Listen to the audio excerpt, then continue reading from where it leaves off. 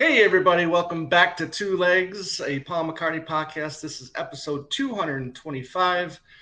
We hope you're doing well. I'm one of your two co hosts, Tom Hunyadi. You may know me from my other show, Talk More Talk, a solo Beatles videocast where we talk all things solo Beatles. But we're here for Two Legs, so we're talking solo Paul, right? I'm joined by my partner in crime. He's my backwards traveler. He is my buddy, Andy Nichols. Andy, my friend. We had an early morning, didn't we? We had an Yeah, early we start did. today. Yeah, we did. Got back Australia time, baby. Got back Australia time. Yeah, so we're recording this later on in the day. This morning, we recorded we went live with Joan and her friend Matt, who lives in Australia, and obviously they talked about the first show of many in Australia. I think she said it's going to be about a 3-week tour. Obviously Joan will be back on the show to talk about the whole run of the show because Yeah, she's going to the whole Australian tour. she's doing the whole tour, which wow. She is a fan on the run, boy, let me tell you. She definitely is a fan on the run, and it was great to talk to her and Matt to get the So rare for us to go so early in the morning live. We have done it. We've done it in the middle of the night with Got Back. We've done it in the middle of the night with Get Back, yeah, for sure. But Get Back, but a little different for us to be at 9 o'clock in the morning in East Coast time. Right. Okay, we're going to go live. It was what, 6 or something like that for me anyway. 6 for you, yeah, and then it was probably like 11:30 at night for them. Yeah, so I think for me Pacific time, because I'm in Pacific time right now, they're like 16 hours or 15, 16 hours ahead of me or something. Yeah. Like that. But anyways, I do want to address something real quick before we get to today's topic, which is going to be why don't you go ahead and talk about today's topic real quick, and we'll get back to that. So our buddy Kyle Hand, we're going to have to put on the payroll eventually because he's coming up. He's given us some great show topics, and which for us, with our lives and how busy we are, obviously Tom and I have a lot. Sometimes we're not going to lie, we need a show, and sometimes Kyle's like, "Here's a topic," and we're like, "Let's do it." And today is one of those topics. Yeah. So he's suggested us that we do 3 documentaries at some point in Macca's solo career, right? I mean, right. 3 specific periods in time that we think would make an interesting documentary. Okay, and I haven't given this any prep work at all, so I'm just going to jot these notes down now and think of it that way, because I don't have any time to barely even sleep these days. So. You can think about that while I talk about something here, but please, because, over the last couple months, people have been commenting, well, what's going on with the room? I mean, it's bare, nothing's there anymore. So, I have told a couple people, but I am moving, so, and it's going to be this is kind of weird because this could possibly be the last episode I record in this room. I mean, this is the room where we started doing videos together. Yeah. So I spent hung out there for a few days a couple summers ago, and right. So it's kind of echoey right now in the room. Yeah, because there's no suitcase in it either. Where's the damn suitcase? It's right over here in its box. It's I'm planning on taking it with me. That's going to be like next to you in the car, right? Oh yeah, definitely. That, the Harrison crate, and the 7-inch singles, right? The crate right there. Yes, those 3 items. Oh my God. Moving's got to be stressful. Moving has to be so stressful. I've done it a few times, and then you're doing quite. It's not easy, man. Cross country. I mean, this is going from Phoenix to just north of Detroit. I'm going back to Michigan, where I haven't lived in Michigan for 19 years, so this is going to be pretty interesting. I got a lot of friends and family there still, so I'm looking forward to getting reacquainted with them. Obviously my cousin David, who I started the show with, still lives in Michigan. He'll be happy. Looking forward to, hanging out with him. Maybe not going as many concerts as he and you go to all the time. It seems like you guys are at a concert or at least he's at a concert every freaking weekend. Yeah, I don't go that old. I go, I might go to 10 a year, maybe. Right. So, I mean, this is a little sentimental here for me right now. So, like I said, but we might be able to record one more episode while I'm here, but it just depends on our schedules and how everything works out. So that's the story with the room. And the echo in it, yeah. And the echo, yeah. So thanks for everybody reaching out and inquiring about what's going on. So that's it in a nutshell. So getting back to today's episode, documentaries. Okay, so well, let's look at documentaries first on the whole, right? I mean, in terms of music documentaries in general. Right. So we know we've got the one coming out in 2024 called Man, what's it called? What's it being called again? The one. Tentatively, it's called Man on the Man Run. on the Run, which might be coming out at the end of next year. So that's a documentary. Then that's going to revisit the Wings period, hopefully. Wingspan, we've talked about ad nauseum on the show. We know what Wingspan is. But in terms of McCartney career, like McCartney 321, okay, not really a documentary. Yeah. We've got the making, we've got the album documentaries, and we've talked quite a few about them, obviously, notably In the World Tonight, and Put It There, and Moving On Off the Ground. So those are, the making of the album documentaries are good, but a really, truly career-spanning documentary. Yeah, and when I'm thinking this, I'm also thinking in the style of a Beatles anthology type documentaries. I'm not thinking of your run-in-the-mill 90-minute documentary where you're glancing over periods. I mean, look, that George Harrison documentary that Scorsese did, Living in the Material World, was great, but it was just so Beatles heavy that a lot of it, of the solo years, which is the bulk of his music career, was a lot of that was skipped over. Mm-hmm.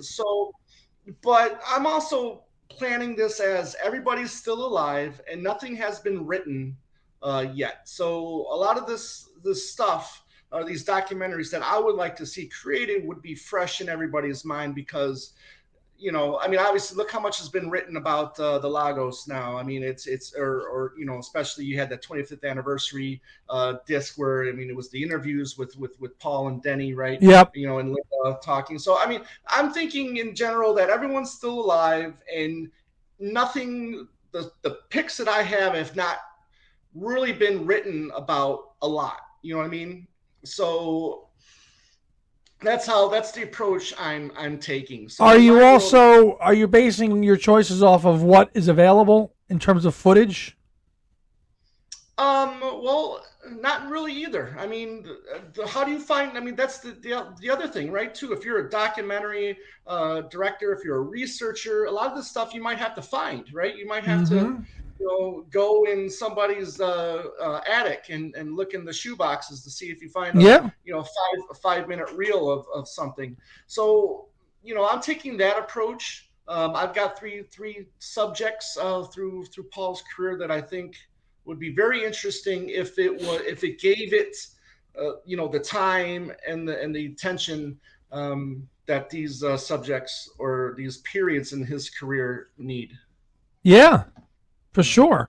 And it could be told, they could be told in a way, I know Kyle's, what is he saying there? How would you actually present this as a story, as an arc, right? Beginning, middle, and end. How would you tie all that in? How would you open up the documentary? What would be the, right? Because, because you've got to have a little bit of a plot. Is there a crisis? What's the conflict? How is it resolved, right? How does it do this? Right. Basic storytelling 101. How does that happen? And a narrative of a discography of McCartney is where you pick a period of his time, and how do we tell that story that maybe hasn't been told as well as we've liked, based on what's already out there and what we know. In terms of overview, we know overview. Exactly. We have overview. We know that now, right? We have overview at the yin yang. Right. Yes, I'm imagining the McCartney legacy doesn't exist. There's no box sets that have him talking. There's nothing. These are documentaries that are fresh, and people are going to learn stuff, right away without, it'll be good for diehards and it'll be good for the casual fan. Mm-hmm. So All that's right. how I'm approaching So them. I'm just scribbling down here. I came up with my 3 periods of Macus that I'd like to see done. But Yeah. All right, you I'll go start. first. You go ahead. Yeah. So the first documentary, I mean, obviously it's been told 100 times now, but I mean, if this documentary was done, it would have to be done in the early 70s, first half of the 70s. And this is from the minute that John says he wants a divorce to the release of the McCartney record. Ooh. Yes. So this is the documentary that So I would love to September see. 69 through Yes. April of Through 1970. April of 1970, correct. So that period of Oof. time of him getting the news, secretly recording the album, still working with George and Ringo for on the I Me Mine song. You got the Depression, right? You got the Life magazine bit. You got all of these bits that happen in between those periods where you can have like certain talking heads come in, like Dick James, who helped with the questionnaire, right, for the McCartney record, right? No, Derek Taylor. Derek Taylor, thank you. Yes, Derek Taylor. And again, all of these people are alive, so we would try. Right, you're not. You're taking them from the present, right? Correct, right. So you're not telling the documentary from in the past point of view. No, right, exactly. It's kind of as recent as possible. So all these documentaries. So I mean, obviously the conflict is, he gets the bad news, right? He goes through his depression. He comes out strong, with the release of the solo record, and the start of a solo career, right? Also right. He's got a new family, So if Linda would still be, would be a talking head. In this document, maybe even see if we can get Heather to answer a few questions. Maybe. But I've always thought of that period. I mean, yeah, he's talked about being depressed. Okay, well, how long did that depression last? How long were you drinking for? Because it just seems like maybe it was 2 months, maybe it was 3 months, and then he starts recording into they move back to Cavendish, right? To the house there. And then all of a sudden he's recording. He's recording at home, and he's booking sessions under the pseudonym Billy Martin in EMI to record McCartney. Right. Yeah. So I mean, again, done well. Not a 90-minute documentary. What would you? I mean, see, 2 hours. I mean, what are you going to tell you? Again, I mean, depending on how many people you can get. I mean, if you can you're leaning on a lot of Beatle period here with your you're starting with the Beatles, so that takes up half the documentary right there. Right. Yeah. Well, I mean, a little bit, but you can just concentrate on the Paul aspect of it. You don't really necessarily have to dig in to the Beatle aspect, although you will talk about him, getting out there and recording with George and Ringo. For the final first final Beatles song. We're not going to get into that. Yeah, right. But anyways, I mean, so I've always found that period, those 6-7 months, very interesting. In Paul's life. Yeah, think about it. That sets the the mood and the framework for his entire solo career. Correct. And we got to go through a dark place to come out of it and start a career. So that's a great. That's a very believable, not only documentary, but you could make a movie about that. You could. I think so. Absolutely. You could make not documentary, but you could make a that could be a film about that. Really could. Right. That period you're talking about right there, that could be a film. 100%. If you're going to do a bio on Paul, that would be the period that I would like to see, either a documentary or a true bio on Paul. Yeah. Film. Yeah. That's a great first documentary. And or film, because it could be both. It really could be both. It could be both, correct. Yeah. Anyways, what do you got, buddy? I stayed more traditional with McCartney in his solo career. I didn't really dive into any Beatles here. Just thinking about, story and really everything in the 70s for the most part. except with the exception of Band on the Run is well told. We know that could be its own movie. We know that too. Right. That could be a movie as well too. The stories, the travel, Lagos. Yep. That could be a movie too. So I didn't choose Band on the Run at all. But for my first one, I would like to see a documentary, Beatles Anthology style, as you mentioned, focusing on the period from Ram through the creation of Wings into that first lineup, that first full lineup of the 5-man lineup of Wings, ending with Red Rose Speedway in the middle of '73. Coming out of McCartney and the criticism and everybody hating it because it was such a homespun affair, to him then say, okay, well, my first album, kind of piggybacking off your first documentary, well, nobody really liked it. It was too homemade. Let me try to up my game a little bit and get it a little more professional. Let me go to New York. I wouldn't say nobody liked it. I mean, it did go to number 1. Yeah. But critically it was slammed. Critically it was slammed, and that's what he was reading, especially during the time period you're talking about. He was really affected by negative press, especially at that time that you're talking about. So to take that reaction and emotion he dealt with, to then say, okay, let me up my game, let me get some professional musicians, let me get Spinoza, McCracken, Sywell, and let me go to New York, let me go to LA and make a really polished pop album with Ram, and then to then take that the fruits of that album to then, okay, now this is kind of a band. Let me make a band, the beginnings of a brand new band. The first time he actually ever formed a band, because as he's always famously said, I joined the Beatles and never actually had to make a band before. I didn't know how to do it. So I think that would be cool to show him, going through all these period pieces. And there is, as we've seen now with the archive releases, there is some stuff, there is some nice footage of those early Wing sessions.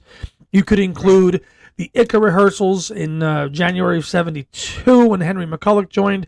You could use, there's tons, obviously, of bootleg recordings. They could kind of do that Ken Burns effect, if those of you filmmakers out there that know what that is, where you could actually have the images or the stills from those Wings concerts, with the raw bootleg audio playing of those early Wings shows, like that Wings over, what was that first show?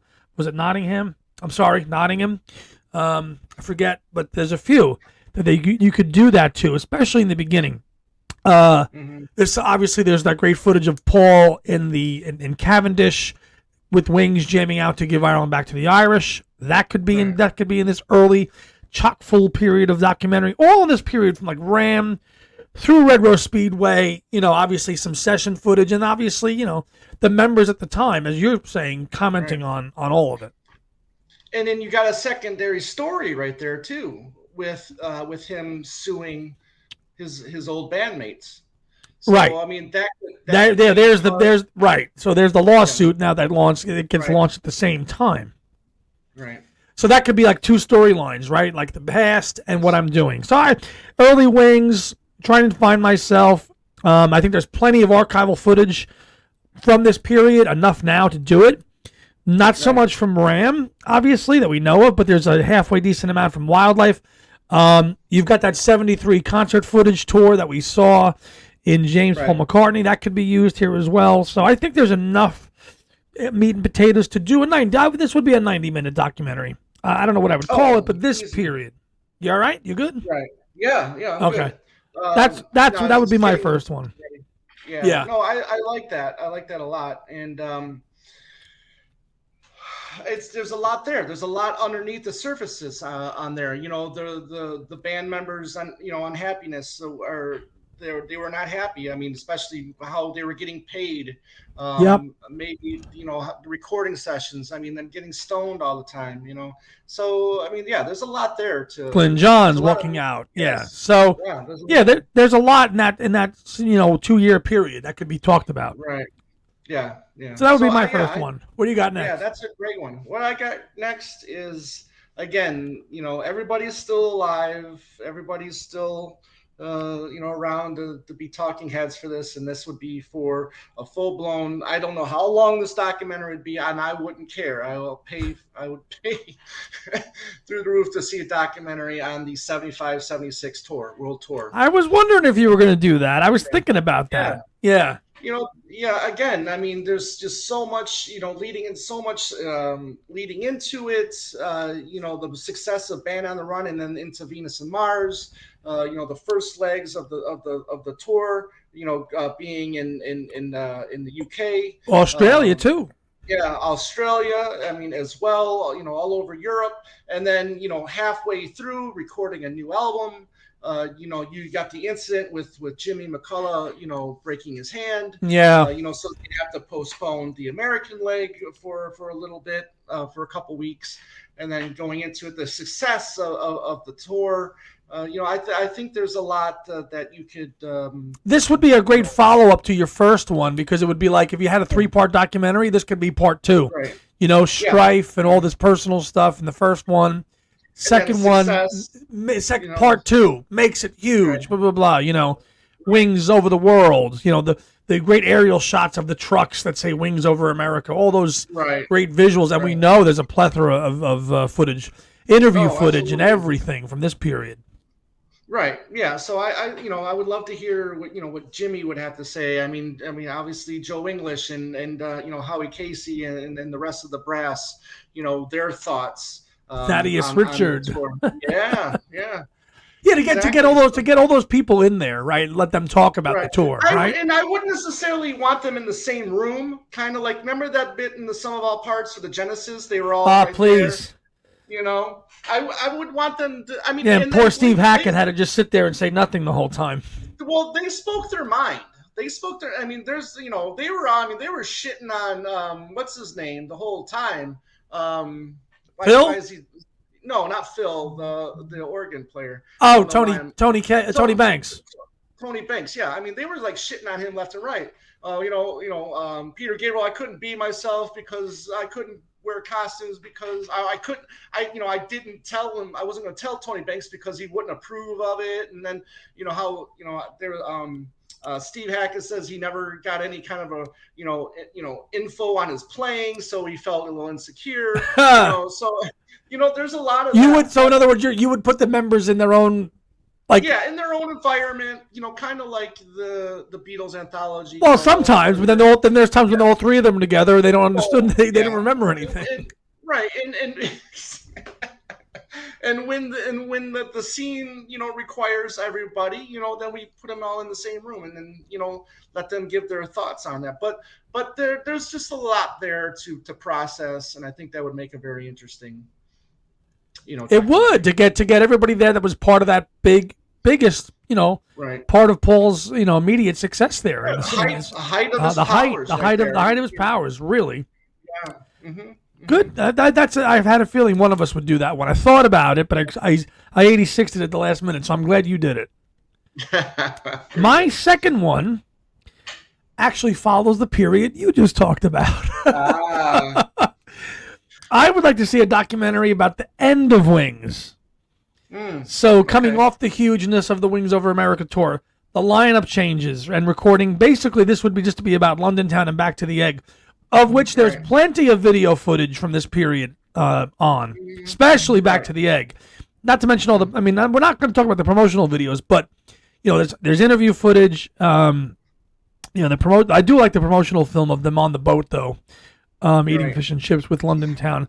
But again, you've got Jimmy McCullough and Joe English leaving the band during London Town. Which they played on most of the record still too. Right. So, this would be like, again, in part 3 of the 70s. We've kind of hit all the big parts already. This would be kind of like part 3 of that. Paul deciding to do it again and getting another lineup together. Obviously, to have Juber and Holly, who were still with us, but to have them there, and commenting on what it was like to be there in that final lineup of Wings. Obviously, plenty of footage from Kampuchea and Glasgow. There's some great footage that you could throw in there for this documentary. London Town, and then listen again, we're kind of wishful thinking for what we want for the archive set for these 2 things, but yeah, I mean, obviously, there's promotional films that are all around here, but the telling of the story of the band, where the band was at the time, I mean, would you do it from a current perspective or a past perspective? What would your take be for these documentaries at the time? Exactly. Hard That's to why one of the things I liked about McCartney Legacy is that they were putting in interviews of that time, right? So that was one of the. So that's I would try to do these documentaries as close. So as there's a few things. I know there's an interview from Paul that came out with the BBC. Oh, this on the South Bank show around the time London Town came out. So that would be a great piece to use for this, where you hear him noodling away on London Town a little bit. That's on YouTube. That one can be included. Any of the that's the other thing too. There's tons of great radio shows from the day. I have in my collection a London Town kind of like promotional radio show where Paul talks about each track with the DJ, DJ from Capitol, Capitol Records, and that stuff could be used again in a Ken Burns style effect. Have Paul talking about the tracks on the album. I have it in my collection. Here's Cafe on the Left Bank. Here's Morse Moose and the Grey Goose. Really rare audio that you don't really get anywhere else, but it's out there. If you deep McCartney collectors have some of this stuff, and I do, you could use some of that stuff in this documentary to kind of tell the story. He did it with Pipes of Peace. We put that show on our channel, so he has done this before. And then I would wrap up the documentary with really just the end of Wings and the show and the bust. I would end it with the bust in January of 1980. And there's a lot you can do with something like that. What I find interesting is maybe in one scene you can cut to like Jimmy in a studio, playing guitar or whatever, and then you can interview him about leaving the group, right? And then the next scene you cut to Lawrence Juber, and you can ask him, about him, joining the band, and his experience. Right, which I think you'd have to tell these stories after the fact. Right. Yeah. Fine. Those things maybe could be special features or added, or added scenes to a Blu-ray or DVD or whatever. Right. But if you have to make edits, but just to hear their thoughts about why they're leaving, and then why they're joining, their thought process on that, we did get Lawrence Juber's his thoughts on joining, and then obviously his thoughts afterwards as well. But and you gotta remember too, like from the 70s, nobody was thinking really documentary things for unless you were Scorsese with the band with The Last Waltz, which was totally different. But like, well, there were some. Obviously, you got the Rolling Stones, documentary from '69. You got the Woodstock documentary. You got right, but in terms of like bands and getting into their politics and why am I leaving and stuff like that. That wasn't really happening too much then. It was more of a in the moment. Like Rock and Roll Circus is an in the moment documentary. So is The Last Waltz. One, you can say what you want about the Eagles, but they got a really good documentary about their, and it's like a 4 or 5 hour documentary long. It goes on, and and they're all honest and truthful, and they give their honest thoughts about how they feel, towards one another, which is one of the reasons why I love that documentary so much. But I remember when that one came out. Another thing you can do too is you can make it a 10 episode arc if you want to on Netflix or Amazon Prime or something. People have been saying that there should be like an HBO type series on the Beatles, and do it. It hasn't been done yet. Well, yeah, what do you mean? Besides Beatles Anthology? I'm not talking documentary. I'm talking like a legit show, like like The Crown, where there's actors and stuff. Okay. Like that. You. I'm sorry. I took it out of the documentary realm for a second. Yeah. No, yeah, you would have to do it like that. You would have to be like maybe 1 year as a season. 1962 is one season. Well, that's kind of like The Crown. I'm using The Crown as the example because they just do a couple. Right. They do a certain time period for a season and go on. I would think about that. That would be cool. Whether it's Paul or the Beatles, but no documentaries though. It would have to be that a multi-parter. Done right, and it really needs. At some point, these stories are going to need to be told the right way. There's plenty of footage out there. Look at the McCartney legacy. In print, they're doing it. They're doing the history justice in print. How do we tell that story visually? And can we tell it visually? I think we can. Right. Yeah, and I think that the situations are interesting enough to where you don't have to fake anything, you don't have to Hollywoodize anything. You know what I mean? No, Um, so I think things are going to be pretty cool. I mean, it, if you were to do a series like that. yeah, it be what it be. What's your second The or third? Swan song, the Swan Your song. last your So last one. yeah, we've got Paul, in his depression, Yep. coming up from the ashes, coming out of Phoenix. If you want to do that, then you got him building up to the success. Okay, and then you got him maybe at his lowest point possible, and that is from the release of Press to Play to the release of Flowers in the Dirt. Ooh. That period of time. I mean, so much is going on. I mean, he's constantly finding his way, if you will. Constantly getting different producers, whether it's David Foster Phil or Phil Ramone. Ramone, Elvis Costello, right? So I mean, George Martin. I mean, the list goes Trevor on. Horn.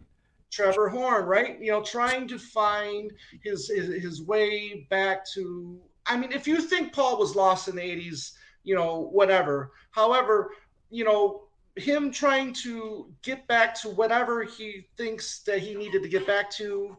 Why wasn't Press to Play successful? Why didn't it catch on? Like Because it ain't any good, Ken Michaels.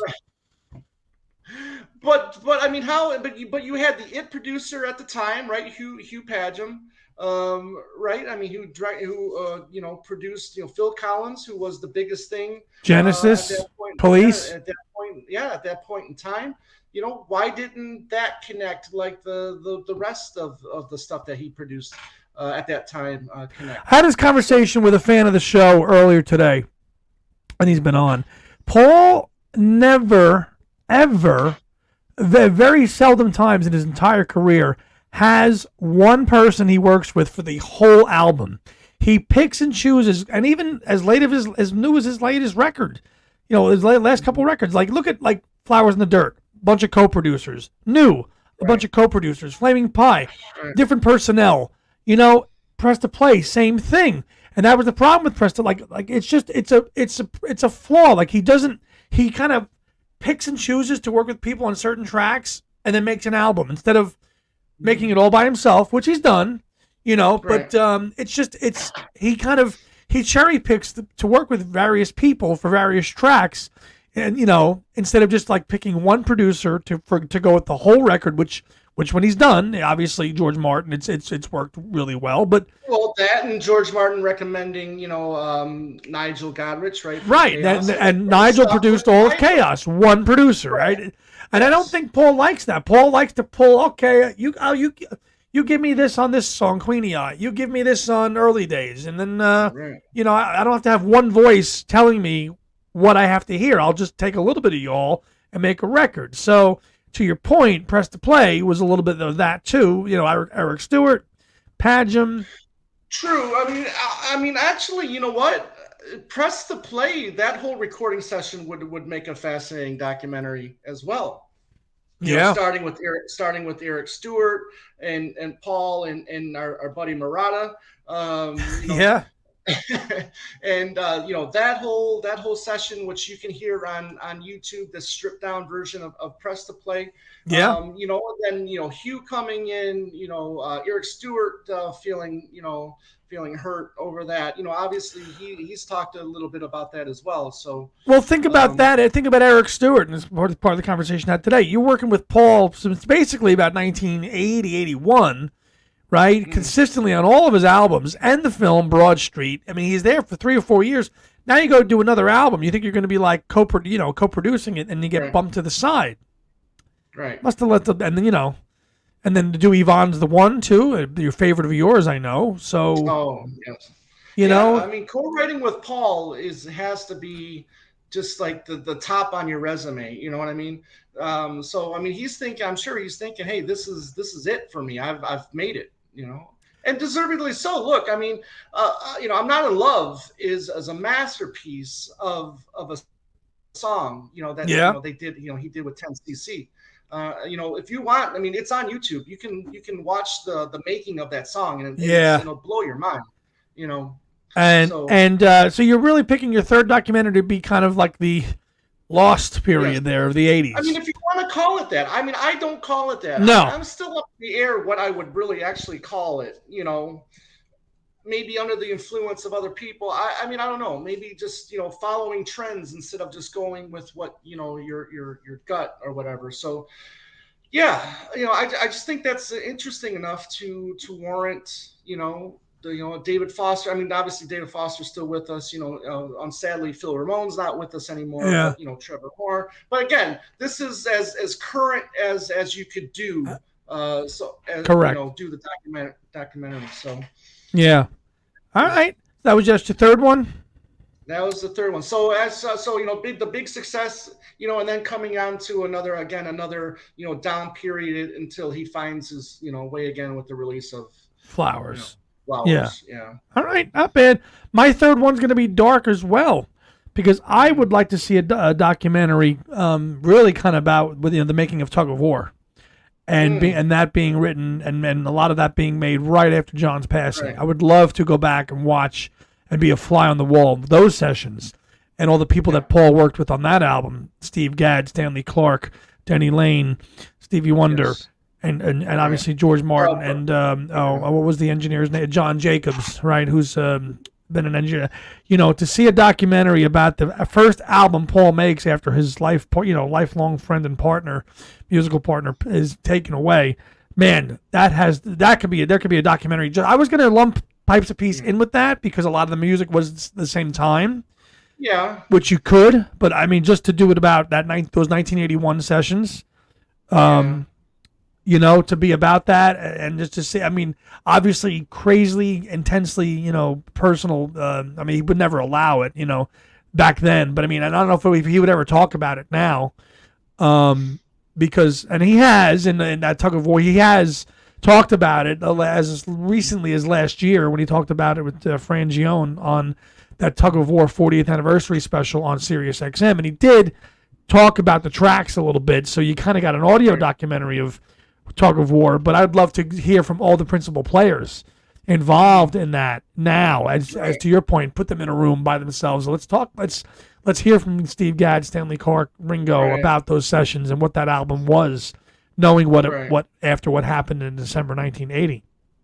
Right. See, something like that I love, but I think I would start that with January of 80, and what happened. You would. What happened then. Yeah, and then you're gonna bookend the year with bad stuff. Yeah, exactly. And then him coming, the success of Tug of War. Obviously, you could start it with. Going to the studio right after learning about John's death and just the reminiscing, and then obviously the comment that people gave him grief for making. So interesting. I mean, I find that would be a great documentary. I would start it with John's passing and then work its way up to ending on a high note. And that would be with like the release of the album or Ebony and Ivory becoming a number one for 8 weeks or something like that, out of something so sad, a great musical achievement came out of it, Right. Well, but do you include the end of Wings in that documentary as well? I mean, I would not.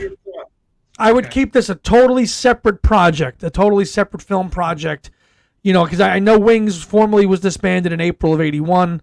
But and the sessions probably were already under pro. We know members of Wings jammed. They played on all this material. They jammed it throughout a lot of 1980 in the fall of 1980.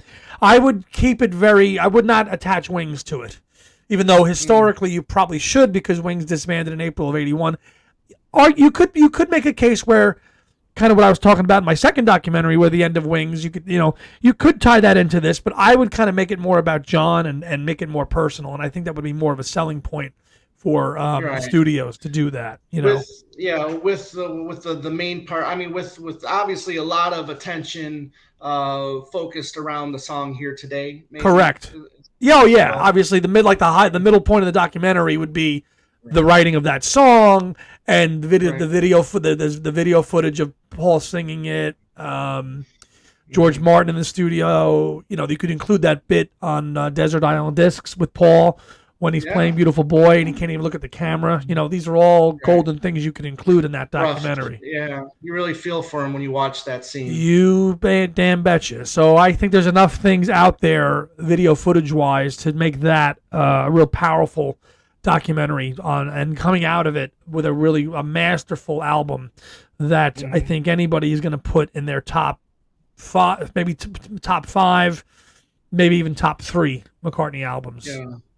Right. With Tug of War, which had a spring release in April of '82.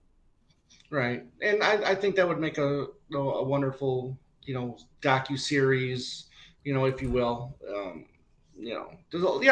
I like it. I like it. That would be mine. Emotional, but it's deeply personal. Yes. Deeply personal with the John and Paul connection, the Beatle connection with George Martin, Ringo. Take it away. I didn't even mention Ringo. Yes. So there's so many. Yeah. There's so much in there that you could say that would be very. It would be a very attractive documentary to produce. Yeah, I agree with you 100%. I like that. I like that as much. So thanks. That's my third. Yeah. That's my third. Yeah, that's your third. And again, thank you, Kyle Hand, for another wonderful idea. And then you guys watching, let us know what you think. The three parts or three events, if you will, during eras of Macca's career that you would like to see told in a documentary style or a docu-series, or maybe in a biopic. I mean, if you wanna, put this guy in the payroll too, like you said, Mr. Kyle Hand. I can't wait to see you and hang with you at the fest in February too, brother. Absolutely. Andy, my friend, I know when this is posted, it'll be a couple weeks since you saw the Steve Hackett show. Talk about that. Not really. It would only be a week. It would only be a week. Really? Okay. I saw him on the 14th. Yeah. Okay. Yeah. On my own channel. Thanks, Tom, for the plug. I went to go see Steve Hackett with some friends of mine in New York City last Saturday at the Town Hall, which is one of the coolest venues that I've ever been at. One of the oldest ones too. So it was built in 1919. And Bob Dylan played his first big ever concert there in 1963. It was all coffee houses before that. Right. So that was pretty cool. Really old theater. And Steve Hackett, as Tom knows, he's seen him with me. Brilliant guitarist from the early part of Genesis, from 71 to 77. And he did all of Foxtrot, start to finish. Yeah.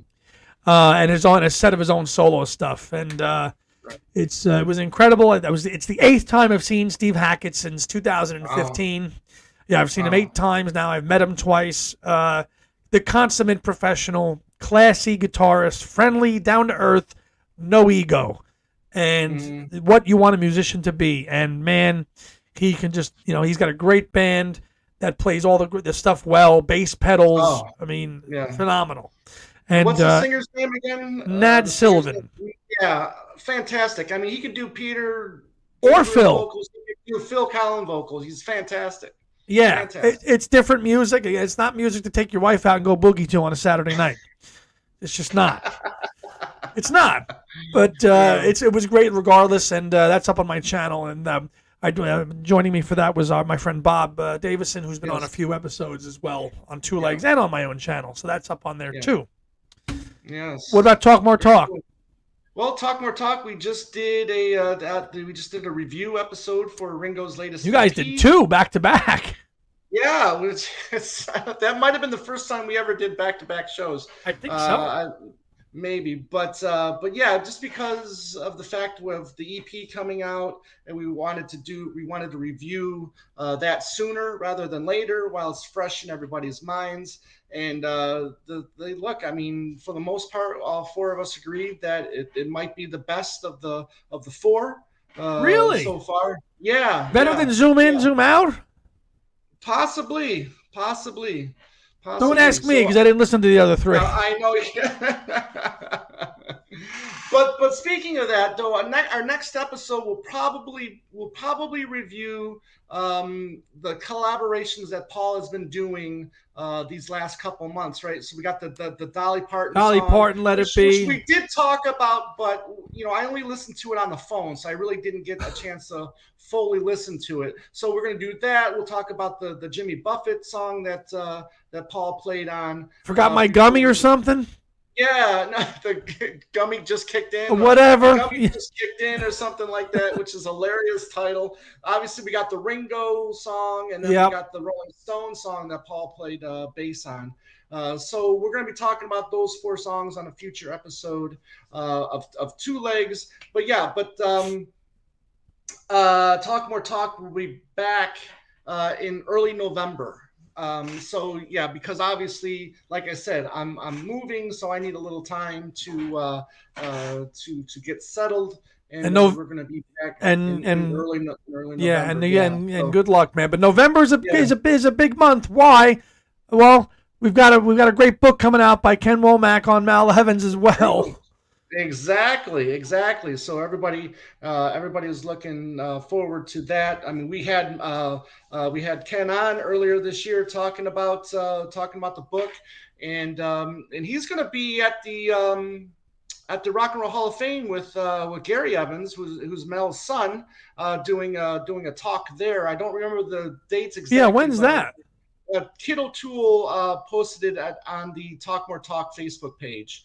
Okay. So you can. And that's in November as well. I think that's mid-November when that takes place. Really? So, I have to check my calendar on that one. Yeah, check your calendar. I'll check mine. I don't know. I've been doing a lot of driving lately. It's close, but now that's a shorter drive for you now. Yes. True. Very true.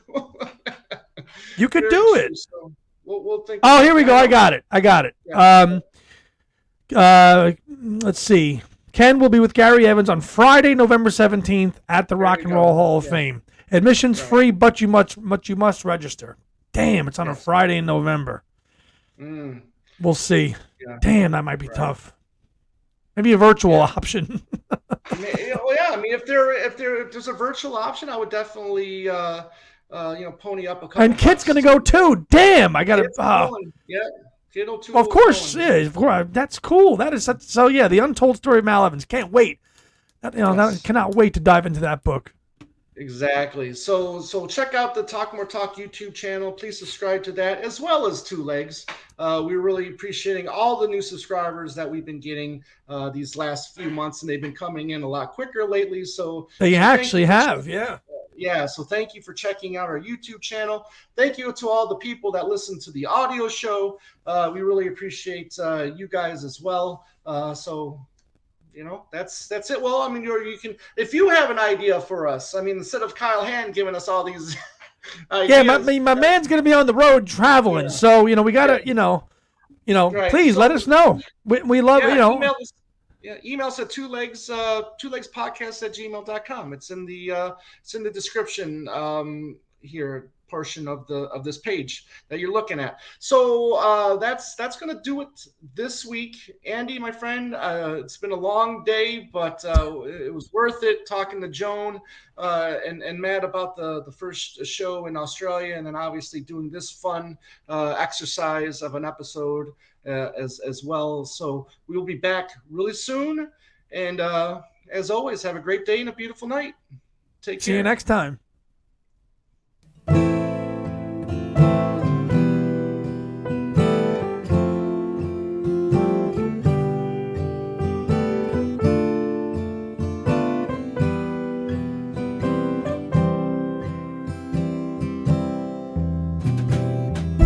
Listening to Two Legs, a Paul McCartney podcast, hosted by Tom Hunyadi and Andy Nichols, with musical contributions by Dylan